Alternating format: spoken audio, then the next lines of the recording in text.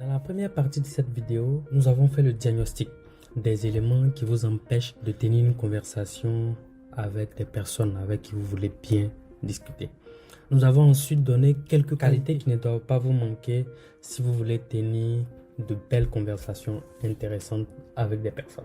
Aujourd'hui, je vais donner des principes et des stratégies de conversation et principalement après présenter des thèmes et des sujets de conversation qui vous permettront de tenir n'importe quel type de causerie informelle. Le premier principe, c'est que tout le monde ne vous aimera pas. Donc, oubliez le succès à 100%. Et oui, malheureusement, quelles que soient les techniques que vous allez appliquer, il va arriver que certaines fois, ça ne marche pas. Donc, sachant ça, ne cherchez donc pas à impressionner les gens. Soyez plutôt vous-même parce que vous êtes déjà à l'aise avec vous-même. J'ai beaucoup détaillé cet aspect dans la première partie. Donc, si vous ne l'avez pas encore regardé, le lien se trouve en description de cette vidéo. Donc, le principe reste le même. Il y a vraiment des gens qui vont vous apprécier, parfois sans même que vous ayez besoin d'ouvrir la bouche. Mais d'autres, même si vous leur dites toutes les belles paroles du monde, cela ne va rien changer parce qu'elles ne vous aiment pas du tout. Il arrive que des gens vous apprécient tellement que parfois vous faites des erreurs que la personne cherche à couvrir. Et parfois, d'autres ne vous aiment même pas, même si vous faites quelque chose de bon, ça semble toujours mauvais. On gagne tous à rester nous-mêmes et à laisser venir à nous les personnes qui nous aiment. Le plus important dans tout ce schéma, c'est la perception que vous avez de vous-même. Si vous n'êtes pas content de qui vous êtes, vous devez d'abord apprendre à devenir la personne que vous devez.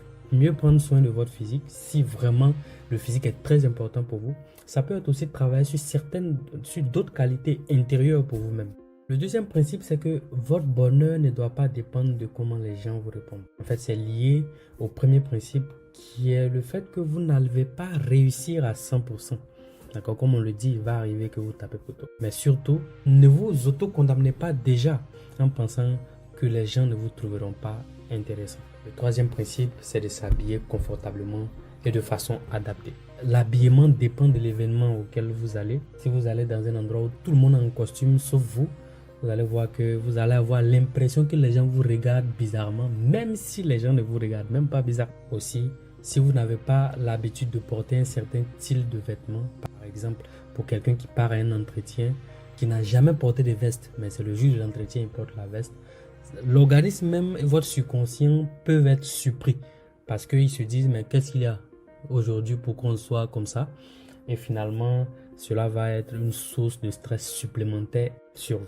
Alors, le cœur de cette deuxième partie, c'est justement les sujets de conversation qui vont passer presque partout et qui vont vous permettre de tenir une conversation informelle avec quasiment tout le monde. Ce qui rend une conversation intéressante, c'est de parler d'un sujet intéressant. Et un sujet intéressant, c'est un sujet qui intéresse beaucoup de personnes, ou à la limite qui intéresse au moins la personne avec laquelle vous voulez discuter. Avec cela à l'esprit, vous pourrez certainement trouver des sujets de conversation qui vont venir de votre vie de tous les jours.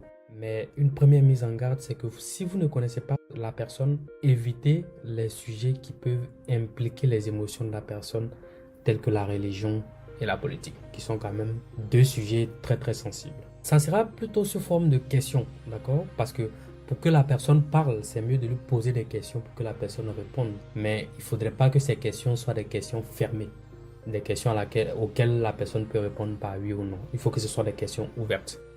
Donc, une première question peut être intéressante, c'est que quels ont été les événements qui ont beaucoup contribué à changer quelque chose dans votre vie? Cette seule question peut vous faire parler des heures, partager des histoires drôles, touchantes et tisser un lien entre vous, dépendamment de comment la personne s'ouvrira à vous.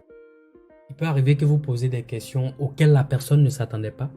Et si vous voyez que la personne se bloque, c'est là que intervient justement la préparation. Donc, vous commencez maintenant à donner votre exemple. Quand vous donnez votre exemple, peut-être que la personne va vous poser des questions et ça vous fait déjà gagner quelques minutes. Et après, la personne va également s'ouvrir et raconter peut-être son ou ses histoires. Ça peut être une histoire peut-être triste pour la personne. Idéalement, on ne voudrait pas que ce soit ça, mais si la personne déjà vous dit une histoire triste, ça peut être une opportunité pour vous de tisser un bon lien avec la personne parce que c'est peut-être une histoire qui a vraiment marqué. Et si vous montrez quelqu'un qui écoute bien et qui est très empathique, ça peut être bien. Vous ne savez même pas, il y a des gens qui cherchent des gens à qui parler. si vous êtes cette personne qui a l'oreille attentive, vous serez surpris de voir que la conversation sera super bien. Une deuxième question ouverte, c'est quel est le plus grand ou l'un des plus grands rêves que tu voudrais réaliser? Donc, vous pouvez lui poser cette question. Alors, ça, c'est une question très inspirante. Et la question peut vous permettre justement de détecter la passion de la personne. Et là, si vous arrivez à détecter la passion et que, par hasard, cette passion vous intéresse, vous avez trouvé le Saint Graal. Vous pouvez discuter tout le temps, échanger les contacts et finalement, l'amitié peut naître très facilement. Une autre chose, c'est de demander quelle est la chose la plus spontanée que la personne a déjà faite. Alors ça peut ouvrir la fenêtre à des histoires très drôles et très romantiques. Croyez-moi, les gens ont déjà fait des choses très folles par amour. Ensuite, quel est l'endroit que tu voudrais visiter en ce moment? Bon, ça aussi, si la personne est passionnée de voyage ou encore si la personne parle d'un lieu que vous avez déjà visité, c'est bien parti pour mener la conversation. Il y a aussi une question, qui a eu le plus d'influence dans votre vie jusqu'à présent? Ça peut être quelqu'un que la personne aime vraiment. Si c'est le cas, la personne va parler avec beaucoup d'enthousiasme. Donc, quelle est la meilleure qualité que tu as héritée de l'un de tes parents, par exemple? Laissez aussi le temps à la personne et vous poser des questions. Vous n'avez pas à forcer vous-même. Il faut que ça soit une conversation, un échange. Il faut que ça soit réciproque. Donc, si vous posez une, deux questions, dépendamment de comment la personne répond, si la personne ne vous pose pas de questions en retour, peut-être que la personne est très fermée. Et ça peut arriver que peut-être que ce jour, précisément, la personne n'est pas d'humeur justement à discuter avec vous. Et si vous continuez parce que vous voulez forcer à tisser une relation avec la personne, vous serez surpris d'avoir l'effet contraire. Donc, c'est vrai, soyez entreprenant, mais sachez aussi lâcher prise, sachez partir quand de l'autre côté, vous voyez que ça ne marche pas. Dans tous les cas, vous cherchez à être intéressant, mais vous aussi, vous cherchez des personnes intéressantes. Donc, si vous voyez que la personne n'est pas intéressante en face de vous, n'hésitez pas, barrez-vous. Ensuite, évitez aussi des questions qui auront tendance à tester les capacités intellectuelles de la personne. Si vous venez de déposer une grosse énigme que la personne n'arrive pas à trouver, vous avez totalement cassé l'ambiance et ça peut être difficile de vous rattraper. Donc, allez-y avec des questions pour lesquelles tout le monde, tout être humain peut être capable de dire quelque chose. Donc, c'est pas un test. On a déjà trop de tests au boulot, à l'école et partout.